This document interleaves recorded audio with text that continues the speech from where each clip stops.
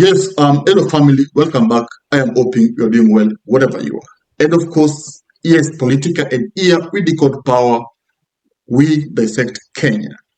Now, Gachagua has come out and has urged the Kikuyu nation not to be intimidated by William Ruto. Adwa nyumba itu kuma ngoro-ini yakwa thiini amukira ngatho ciakwa. Because William Ruto, after his candidate won the MBEERE by-election, Ruto has gone to Mount Kenya and now is just stamping, saying that he is unstoppable. He's even talking about ruling for 20 years. Mimi nawauliza bana, Kiambu hoye, hii Kenya itabadilika ama itabadilika?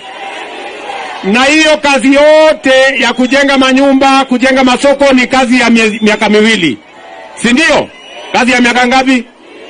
Na miaka 10 na miaka 20. Si Kenya itabadilika? Si Kiambu itabadilika? Now he wants to rule for 20 years. So, you see, this by-election was the one Kenyans were watching, more than even the Malava one, because this touched on Mount Kenya region, a region that made Ruto the president, and a region that is now refusing to really listen to William Ruto, a region that is now rejecting William Ruto. So William Ruto used the by-election to get back the MBEERE people, to get back to Mount Kenya at large. So some believe that, some ask for forgiveness from MBEERE. Some say that the election was not a fair one, so they don't need to be blamed. Listen.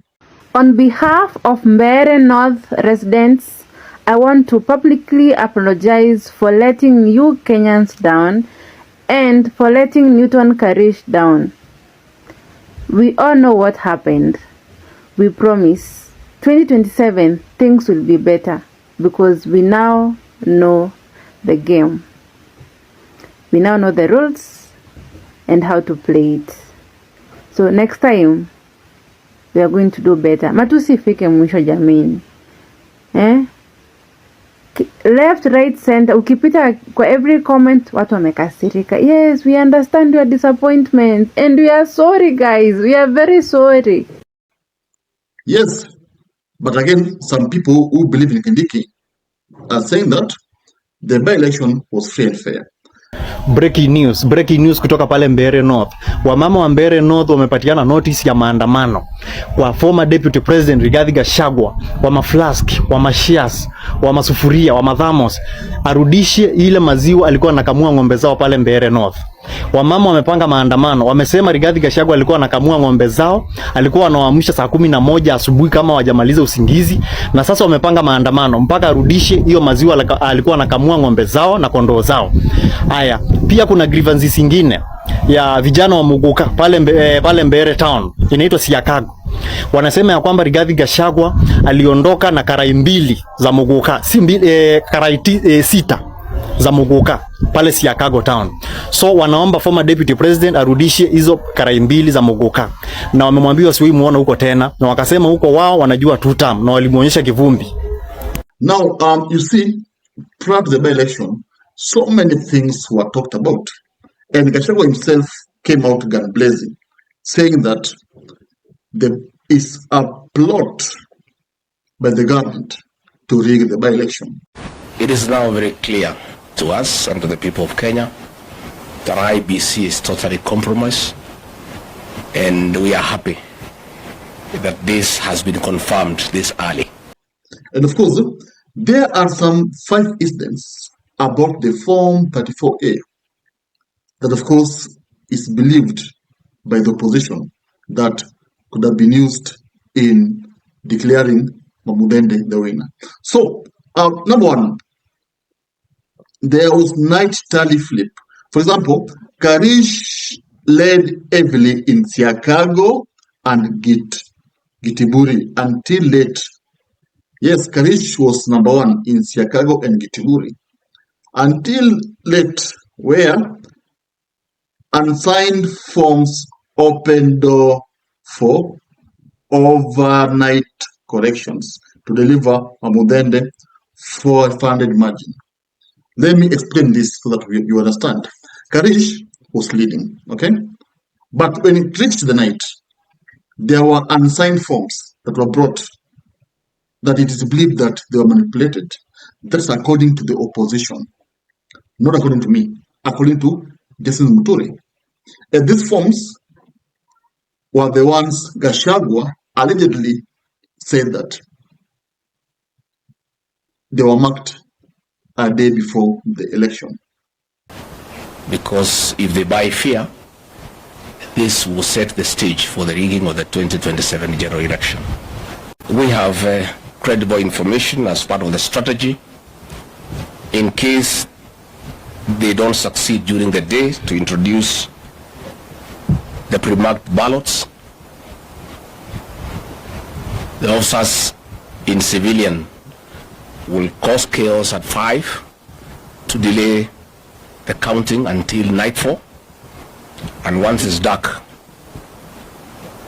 the PS for energy, Alex Wachira, has confirmed to everybody that there will be power blackout in all these areas so that it creates the best environment for chaos and for getting the pre-marked ballots into the ballot box. Yes, you heard me clearly. So they believe that there were forms, there were ballot boxes, ballot papers that were brought there. They are not signed because they need to be signed if they are legit. They are signed in the presence of all the agents from the opposition, the government. But this form that 4As were not signed. They are believed that they are the ones that the votes were counted from. And they're the ones that made Omudende the winner. That's according to the opposition. There were unsigned Form 34As that, of course, were brought backdoor at night, and they're the ones that deliver victory to Omudende. So, of course, the margin was just small. You see, in any election that has a small margin, for example, Omudende won by 500 votes, it has to be investigated. Of course, it's not that it's bad to win by that small margin, but in this scenario, where this election was marred with, goons and everything.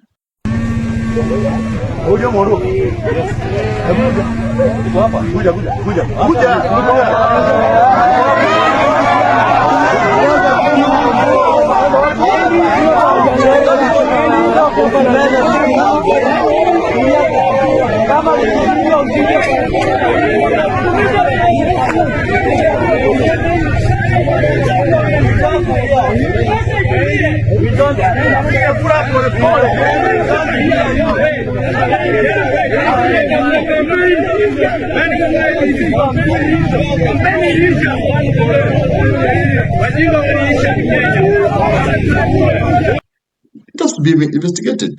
So, and that's what we're saying here. So, number two, missing scans on IBC portal. Violence hit stations, for example, Kanyuabora, Muminji, still show no uploaded 34As.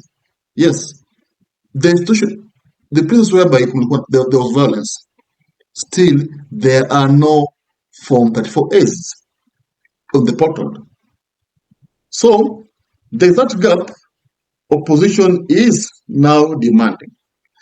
Opposition wants to know, where are these Form 34As from these polling stations, Kanyuambora and Muminji?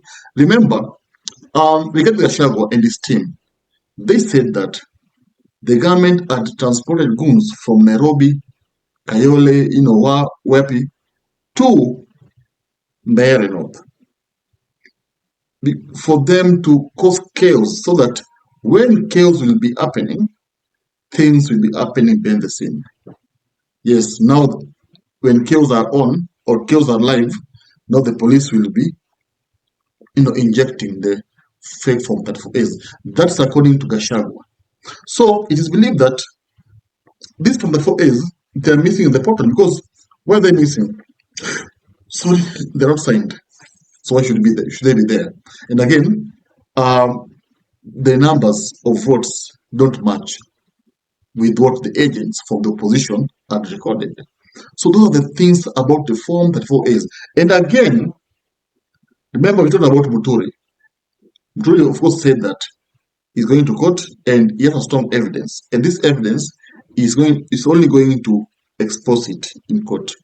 Because should he leak it right now, it might jeopardize his case against Omudende.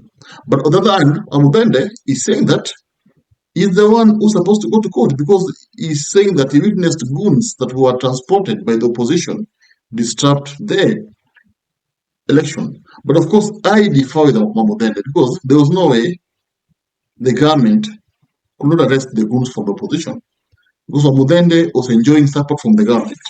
So it means that all the police were actually guarding Omudende. So why is it then that the goons that were supposedly from the opposition were not arrested? So Omudende's claims should be investigated. That's all. So that's what I'm saying here. This election, the unassigned 34As passed unchallenged in MBEERE. Same trick scales naturally. Actually, what I'm trying to say here, the center of this election is this Form 34As that, of course, were uploaded on the portal and they had no sign. So you see, they need to be signed by, of course, the agents and everyone, but they had no signature. Sorry. So how is the country going to believe the results? Yet there are no proper procedure followed here.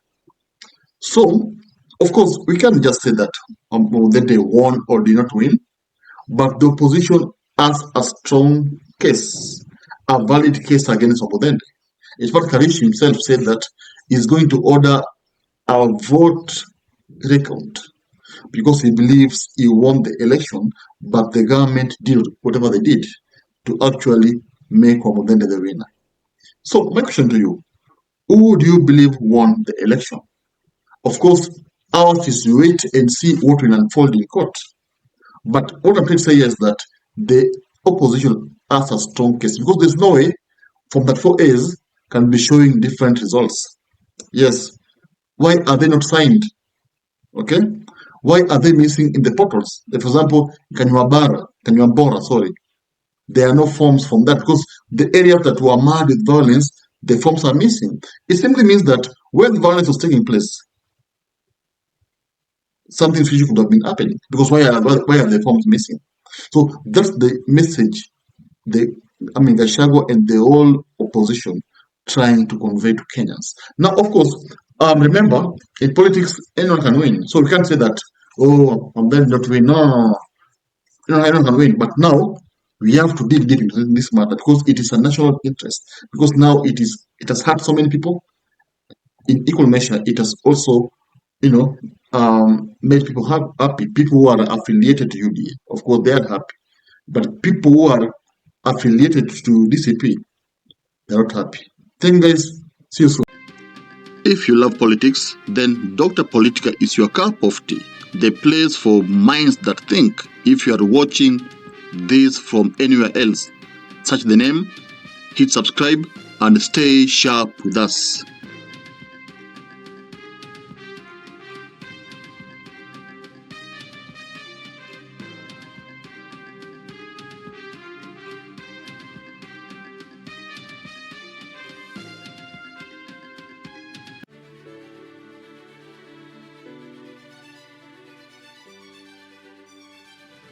Thank you for making Dr. Politica your home for fearless political truth. Every view, every like, every share fuels the fire behind the hours of research, filming, and editing we pour into each episode. By showing up consistently, you don't just support a channel, you empower a voice. In a world ruled by headlines, spin, and power games, you remind us that real people still care about real facts. We are here to inform, inspire, and ignite critical thinking, not just for today, but for generations to come. You are not just a viewer, you are the reason this platform exists.